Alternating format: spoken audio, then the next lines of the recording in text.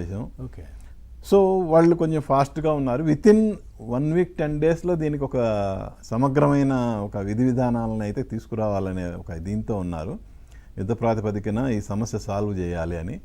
So ఈరోజు సమావేశం అవుతున్నారు.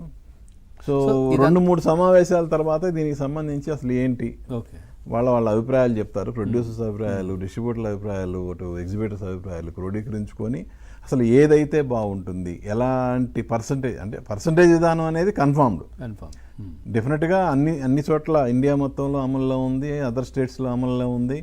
సో మన స్టేట్లో కూడా కొన్ని ఏరియాల్లో అమల్లో ఉంది, మన తెలుగు రాష్ట్రాల్లో కూడా.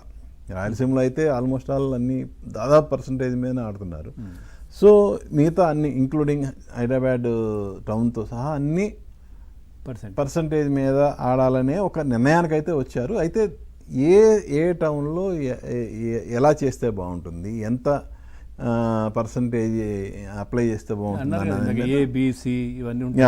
ఆ సెంటర్లో తగ్గట్టు ఒక కాంక్రీట్ ప్రపోజల్ని రెడీ చేసుకొని దాని ప్రకారం ఇక మీద ఎలాంటి ఇది లేకుండా ముందుకు వెళ్ళాలని అయితే కృతనిశ్చయంతో ఉన్నారు. దానికి ఇప్పుడు మీలాంటి వాళ్ళకి అన్ని తెలుసు, అట్లాంటి లేదు, ఇట్లాంటి ఇబ్బందులు లేవు అనేది మీరు మొత్తం వాళ్ళతో పాటే ఇన్ఫర్మేషన్ ఇదంతా వస్తుంది. మీరు అక్కడే వాళ్ళందరూ పెద్దవాళ్ళతో తిరుగుతూ ఉంటారు, ఇవన్నీ ఉంటుంది. ఇప్పుడు బయట ఒక చర్చ, పెద్ద సినిమా వస్తుంది, దానికోసమే ఇదంతా చేస్తూ ఉన్నారు అనేది ఒక వర్షన్, ఒక వైపు కొద్దిమంది మాట్లాడుకునేది.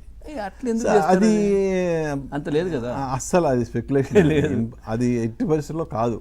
ఎందుకంటే గతంలో మన పవన్ కళ్యాణ్ సినిమా హరిహర వీరమల్లు రిలీజ్ టైంలో కూడా వచ్చింది. పవన్ కళ్యాణ్ సినిమాని ఆపడానికే తీసుకొచ్చారని వచ్చింది. అవన్నీ ఏంటంటే పెద్ద సినిమా వచ్చినప్పుడు గనక ఇష్యూని ముందు పెడితే సమస్యకి పరిష్కారం అనేది దొరుకుతుంది అనే అభిప్రాయంతో వాళ్ళు ఉంటారు ఎగ్జిబిటర్స్. వీళ్ళు ఏమంటారంటే పెద్ద సినిమాలు వచ్చినప్పుడే మీరు వస్తున్నారు ముందుకి అనేది. అంటే ఇక ఎవరిది వాళ్ళే, ఎవరి అభిప్రాయాలు వాళ్ళే అయ్యి, అంటే వాళ్ళు ఇప్పుడు కాకపోతే ఇంకెప్పుడు అనేది వాళ్ళ అభిప్రాయం.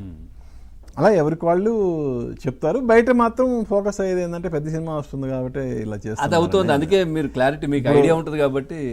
పెద్దగా అయితే ఎలాంటి రూల్స్, ఇంతకు ముందున్న రూల్సే అప్లికబుల్, నో పర్సంటేజ్ కాదని అన్నారు.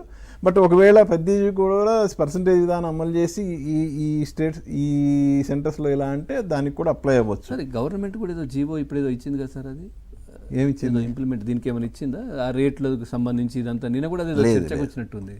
రేట్లు అనేది ఏమంటారంటే కూడా మాట్లాడారు కదా గవర్నమెంట్ చెప్పిన. వీళ్ళు అనేది ఏంటంటే ఒకవేళ గవర్నమెంట్ సినిమా టికెట్ రేట్లు పెంచమని జీవో ఇచ్చినా కూడా మేము పెంచము, ఆడియన్స్ మీద భారం వెయ్యము అనేది థియేటర్స్ వాళ్ళు చెప్పిన మాట. At the same time producers ఏమంటారు, మేము కోట్లు ఖర్చు పెట్టి ఒక ప్యాషన్తో సినిమా చేశాము, హీరోల మార్కెట్కి అతీతంగా మేము ఖర్చు పెట్టి చేసినప్పుడు ఆ ఖర్చు అనేది ఓవర్ బడ్జెట్ అయినప్పుడు దాన్ని కొంచెం రాబట్టుకోవడానికి వీలుగా టికెట్ ప్రైస్ పెంచుకోవడం అనేది కొంచెం మేము ట్రై చేస్తాము, దాన్ని మీరు కూడా ఆలోచించాలి మీ వైపు నుంచి కూడా అనేది వీళ్ళ అభిప్రాయం. సో అంతేగాని గవర్నమెంట్ వ్యతిరేకంగా, తెలంగాణ గవర్నమెంట్ ఆల్రెడీ చెప్పేసింది కదా మేము అసలు టికెట్ రేట్లు పెంచమని. ఒకవేళ పెంచితే ఆ పెంచిన దాంట్లో 20% అనేది ఫెడరేషన్ కార్మికులకు ఉపయోగపడాలని వాళ్ళు క్లియర్గా చెప్పారు. సో ఆ ఉద్దేశంతోనే వీళ్ళు కూడా మేము దానికి అంగీకరించిన వాళ్ళు రేట్లు పెంచుకుంటాం అనేది కూడా మనం జరిగింది, చూస్తున్నాం మనం. అది సార్, ఇప్పుడు ఇట్లాంటి జరిగినప్పుడు అంటే ఇండస్ట్రీ మీద ఒక సంకేతం ఎట్లా వెళ్తుంది? అంటే ప్రజల్లో కావచ్చు, లేదంటే ప్రేక్షకులు